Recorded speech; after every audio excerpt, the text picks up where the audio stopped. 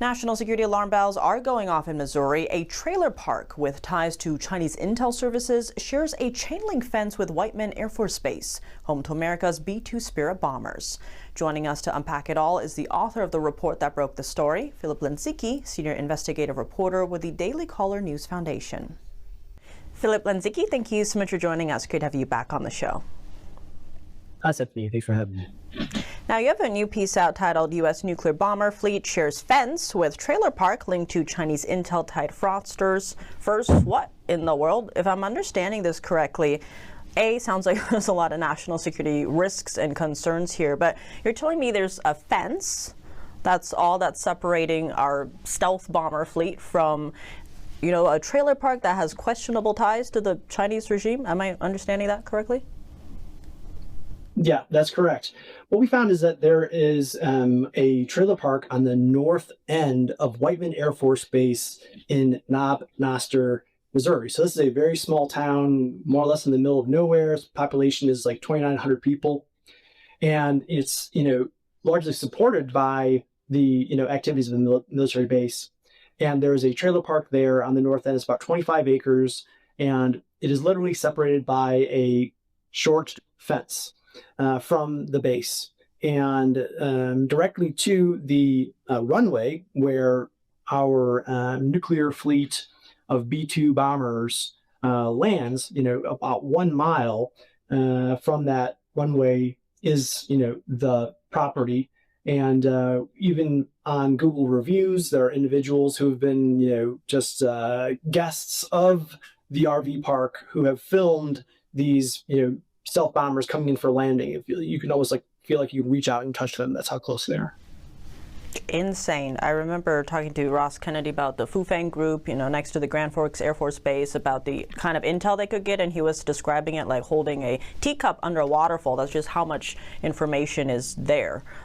Even if it's, say, encrypted and encoded, you can just still get so much information. Like, to your point, you can see basically the Air Force Base. I want to dig into this a bit, though, because you know that according to business records, this property comes with a slew of shell companies that then seem to tie to some questionable Chinese people. Talk to us about that. Digging into the RV park, what we found is that it's immediately controlled by a company called Property Solutions 3603 LP. And that in turn is controlled by another company that is registered in Georgia. And that company has 2 individuals running it, and they are a Canadian couple who reside in the Vancouver area. And so looking into them, what we found is that they have a couple of different concerning ties to entities connected to the Chinese government. At one level, the purchase of the Missouri trailer park and some other properties that they made that are also near U.S. military interests was made while the female in the couple was a board member for a Vancouver investment firm, which itself has many ties to the Chinese government and has had partnerships with state-owned enterprises, and its leadership has had individuals that are belonging to the Chinese Communist Party, high-level Chinese government officials, and whatnot. To your point, I think you also see that with some of those illegal Chinese marijuana grows that are also close to some, weapons production ones. There's one in Oklahoma. But, you've been covering this for years. Have you noticed, say, your headlines maybe turning into court cases, official investigations? Is there more awareness and action on cases like this? Not as much as we'd like. And so while there have certainly been hearings, there have been many strongly worded letters sent from members of Congress and whatnot.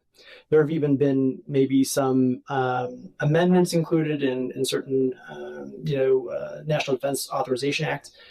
Still, it falls very short of what the actual issue is, because I would guess, based on what we are able to find, that we're just scratching the surface, and that there are likely hundreds more of these type of entities all over the country. So I would imagine that this is going on, totally in every state almost.